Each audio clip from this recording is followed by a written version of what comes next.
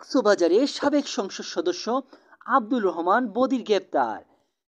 কক্সবাজারের সাবেক সংসদ সদস্য আব্দুর রহমান বদি গ্রেপ্তার করেছে র্যাব। আজ মঙ্গলবার রাতে র্যাবের এক খুদে বার্তায় বলা হয়েছে, চট্টগ্রামের 5 লাইস এলাকা থেকে আব্দুর রহমান বদিকে গ্রেপ্তার করা হয়েছে।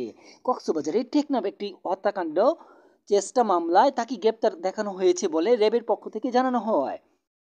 র্যাব ৭ চট্টগ্রামের সহকারী পরিচালক গণমাধ্যম শরীফুল আলম জানান, গোপন তথ্যের ভিত্তিতে রাত 10টার দিকে চট্টগ্রাম নগরের মেহেদীবাগ এলাকা থেকে আব্দুর রহমান বদিকে গ্রেপ্তার করা হয়।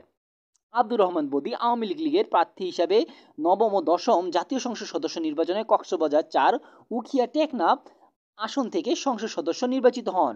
দুর্নীতির মামলায় সাজাপ্রাপ্ত হওয়ায় একাদশ ও দ্বাদশ জাতীয় সংসদ নির্বাচনে বদির পরিবর্তে তার স্ত্রী শাহিন আক্তারকে মনোনয়ন দেয় আওয়ামী লীগ।